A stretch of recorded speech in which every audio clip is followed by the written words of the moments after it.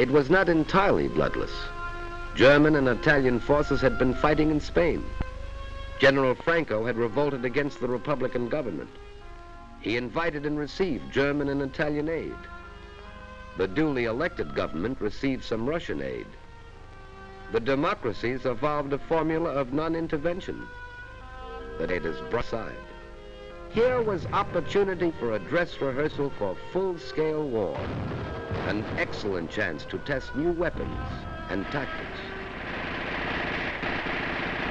The Spaniards were the guinea pigs, men, women, and children. It was a long war, ended finally by hunger.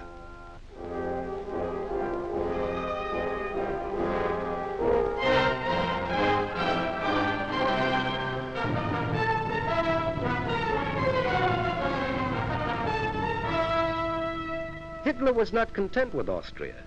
At Munich, he had said his theory of race and blood demanded the incorporation of all German-speaking peoples into the Reich. There were those in England, France, and the United States who did not think this an unreasonable demand. Hitler called upon Czechoslovakia to surrender the Sudetenland, that part of Czechoslovakia heavily populated by Germans. France was bound by treaty to the republic created out of the old Austrian Empire. France and Soviet Russia were linked in a defensive pact. Great Britain's destiny was linked with that of France.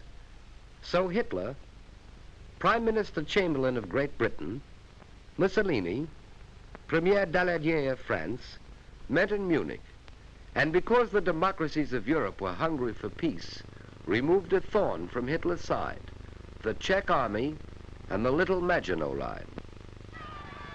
Europe breathed a sigh of relief.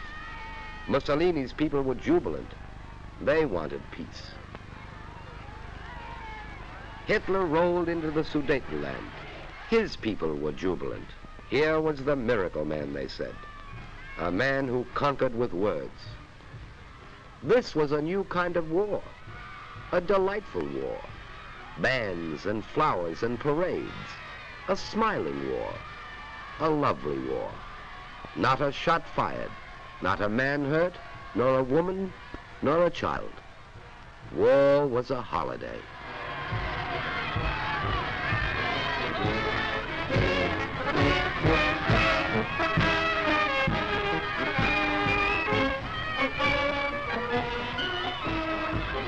Hitler told his people he was content. He wanted no more territory. He guaranteed the integrity of the mutilated Czechoslovak Republic. Thereupon he paused to rest, and then marched into Prague. The Republic was destroyed. The democracies had lost a valuable ally. Italy's reward was Albania, again bloodless. Slight resistance.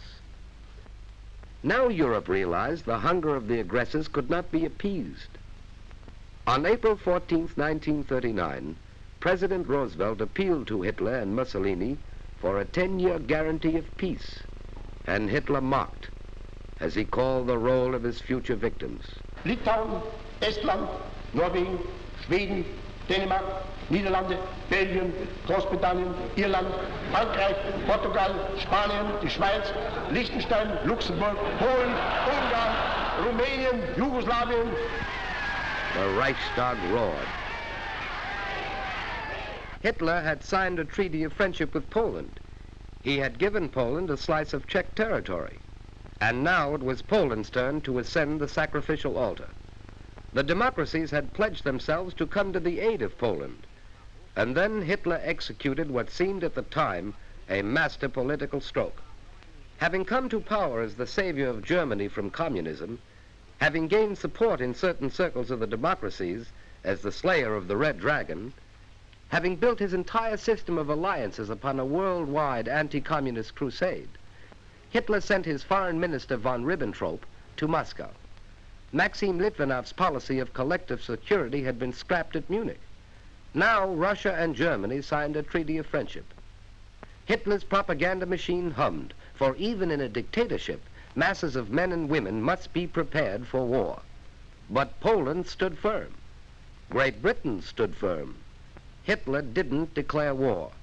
On September 1st, 1939, he struck without warning, which is the way of the aggressor. You will soon see Hitler's own photographic record of the Blitz in Poland. The formula is simple enough. First, choose your victim. An army still living in the past. Few planes, fewer tanks, outmoded guns and outmoded tactics. Choose an army relying upon courage rather than machines. Then, mass your bombers. Load with your biggest bombs.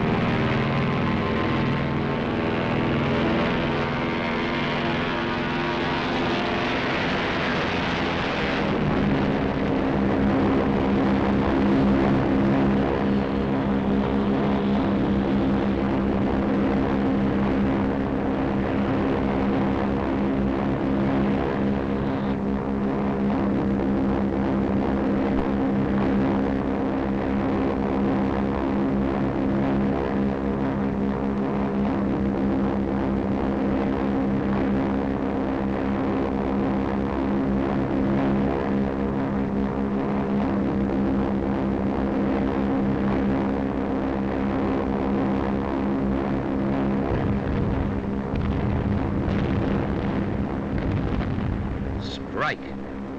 Strike without warning.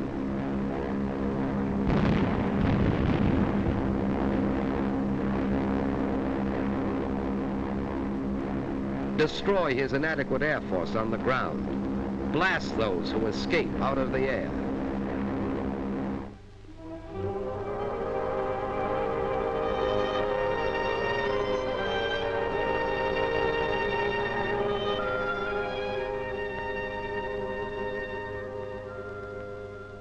Strike again with your bombers, wave after wave, again and again.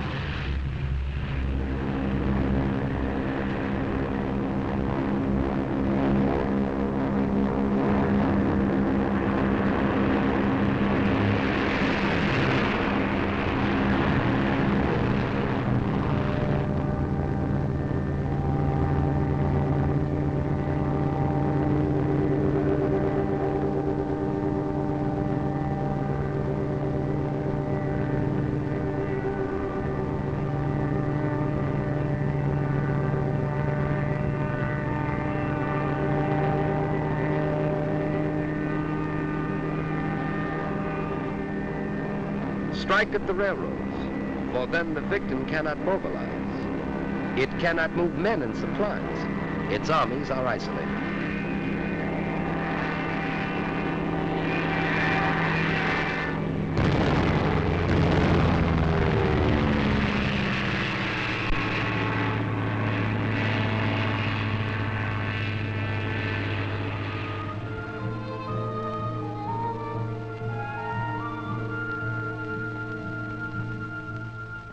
Strike on the sea,